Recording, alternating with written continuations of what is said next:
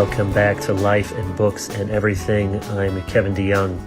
Today I want to read this article from World Opinions upon the momentous occasion, nearly 50 years in the making, of the overturning of Roe v. Wade, with the Dobbs decision that the Supreme Court handed down on June 24.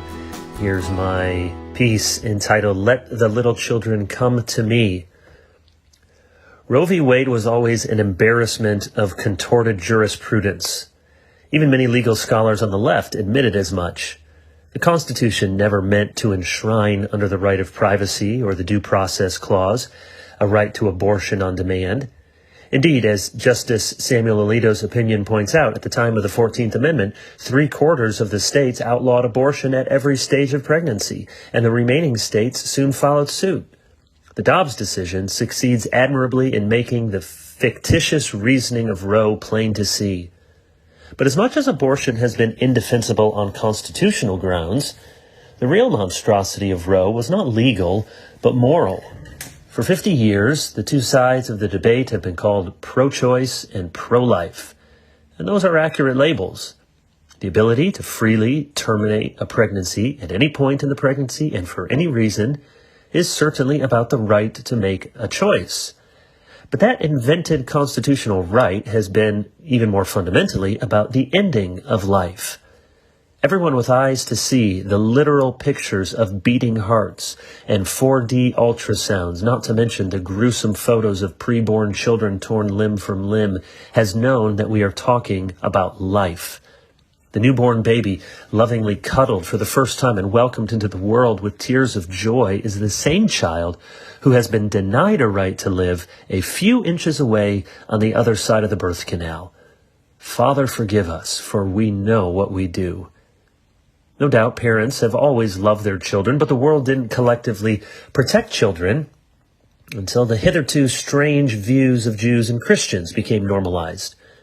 If there was one dominant fact regarding children in the ancient world, it was their high mortality rates, especially among infants. Many newborns were stillborn or died in labor. Those who made it safely out of the womb often went hungry. There were too many mouths to feed and too little food. As a result, children were often abandoned, exposed to the elements, and left on trash heaps to die. From 230 BC onward, the most common family in Greece was a one-child family. Families of 4 or 5 were rare. Some families might want 2 sons, but rarely would they want 2 daughters. Unwanted children were disposed of in various ways. Some were sold into slavery. Others were aborted in the womb. Many more were simply killed as infants. Newborns were not considered part of the family unit until the father officially acknowledged them and received them into the house through a religious ceremony. Consequently, ancient Greeks and Romans thought little of little babies and did not hesitate to get rid of them. The newborn baby that the Greeks and the Romans thought so little of came to have much more importance for the Jews and the Christians. In the ancient world, it was uniquely the Jewish people who prohibited abortion and infanticide, the latter of which was not outlawed until Christianity took on a privileged place in the empire. Turns out Christendom wasn't all bad. Christians have always opposed killing children, whether infants outside the womb or infants inside the womb. The two were the same crime.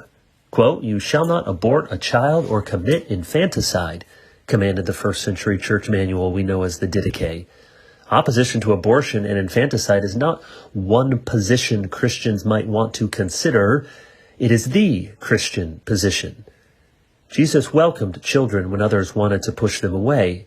He said the measure of our love for him would be measured by our love for our children. He took the children in his arms as if to say, "Honor these little ones, and you honor me. Send them away because they are weak, socially insignificant, and bothersome, and you've demonstrated you don't understand the values of the kingdom."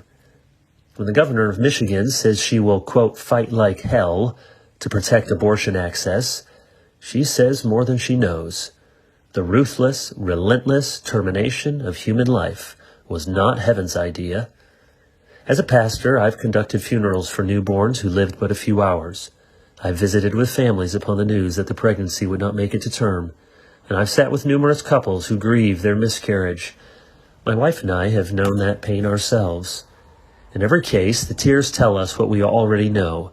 The baby in the womb is not a mere fetus, a potential human being whose worth depends upon our choice, but a precious child ready to be nurtured, supported, and loved.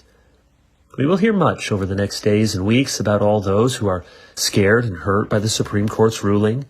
We will be told by even some of our friends that now is the time to be extremely sensitive and circumspect.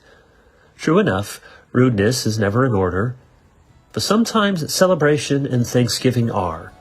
We don't need 1,000 Michals telling David to stop leaping for joy.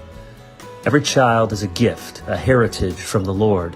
And if by some supernatural intervention the children in the womb could learn that Roe is gone, they might just leap in the womb as well.